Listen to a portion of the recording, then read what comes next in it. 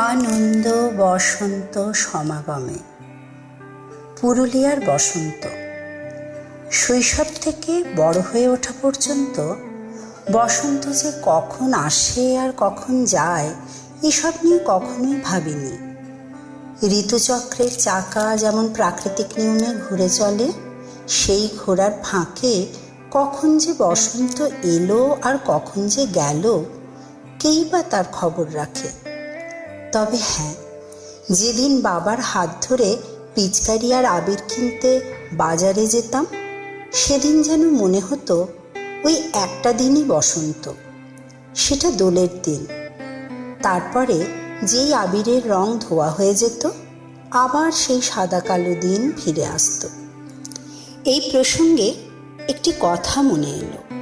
বড়রা বলতেন কেনা রং ভালো নয়, তাই কোনো বার পলাশ ফুল আনা হতো এবং সারা রাত ভিজিয়ে রং তৈরি করা হতো।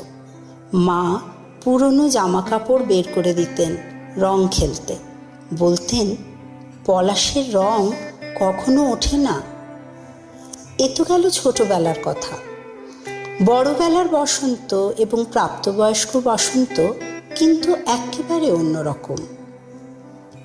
এখন খালি চোখ দিয়ে দেখা নয়, বোঝা, আবার হৃদয় দিয়ে খালি ভালো লাগা নয়, ভালোবাসা এবং অনুভব করা। এখন অনুভূতিতে খালি বসন্ত একলা আসে না। আমার জন্মভূমি পুরুলিয়ার উঁচু নিচু অসমতল ভূপ্রকৃতিকে বসন্ত যে তার নানান রঙে সাজিয়ে দেয়, তার সামগ্রিক রূপটি যেন চোখে রং মাখিয়ে দিয়ে যায়। বসন্তে পুরুলিয়ার রুক্ষ প্রকৃতি পলাশের আগুন রঙে রাঙা হয়ে ওঠে। গাছের সবুজ পাতারা ঝরে যে বসন্তের আগমনে তাদের শাখায় জায়গা করে দেয় ঘন সবুজ বৃন্তের ওপর আগুন রঙা পলাশকে। সারা প্রকৃতিতে সবুজ আর কমলার ছোপ লেগে যায়, মন যেন আনন্দে নেচে ওঠে। শীতের রুক্ষতাকে সরিয়ে পুরুলিয়ার লাল মাটিতে বসন্ত ঋতু পেতে দেয় নরম পলাশ ফুলের গালিচা। মৌমাছিরা পলাশের মধু আহরণে ব্যস্ত হয়ে পড়ে। শুধু কি পলাশ, আমাদের পুরুলিয়া বসন্তের ডালি থেকে শিমুল, কুসুম, শাল, আঁকড়া, মহুল আরও কত হাজারো সুন্দর গাছগাছালি দিয়ে যে নিজেকে সাজিয়ে তোলে তার ইয়ত্তা নেই। লম্বা লম্বা পায়ের শাল গাছের দিকে তাকালে সত্যজিৎ রায়ের হীরক রাজার দেশের অনুপ ঘোষালের গলার সেই বিখ্যাত গানটি মনে গুনগুনিয়ে ওঠে। হেথা ঊর্ধ্বে উঠায় মাথা দিল ঘুম, যত আদিম মহাদ্রুম।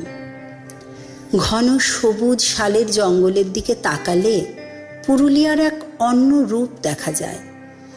লম্বা লম্বা গাছের মাথায় ঘন সবুজ পাতা, আর ডালে রাশিকৃত হালকা সবুজ ঝিরঝিরে ফুল। কি মিষ্টি তার সুবাস, আশেপাশের বাতাসকে একেবারে ভরিয়ে রাখে। মনে হয় চুপচাপ একা একা গাছের সারির ভেতর ঘুরে বেড়াই, প্রকৃতিকে অনুধাবন করি।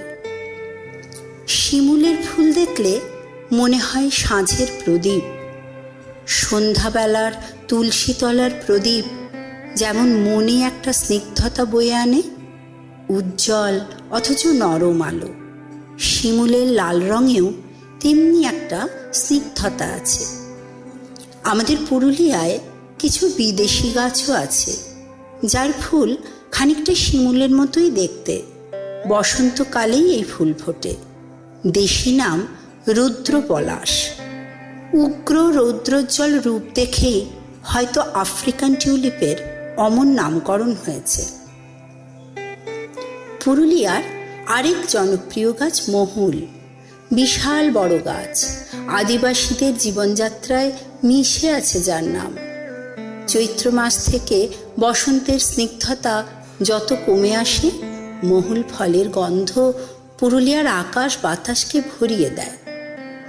বড় ঝাঁকড়া গাছগুলি বসন্তকে মাতাল করে তোলে। আর ক্ষেতের আলে পুকুর পাড়ে আঁকা বাঁকা শুকনো ডাল আর পাতাবিহীন ডালে সাদা সাদা ফুলের রাশি নিয়ে যে গাছগুলি দাঁড়িয়ে থাকে তার নাম আঁকড়া।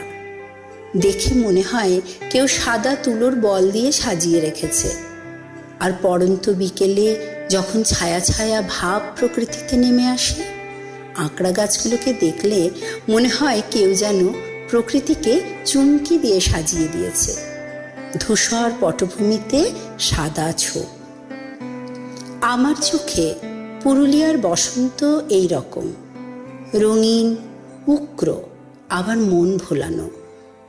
ঋতুচক্রের চাকা ঘোরে, বসন্ত বিদায় নেয়, কিন্তু সেই ছোটবেলার মায়ের কথা মনে পড়ে যায়। পলাশের রং কখনো উঠবে না রে।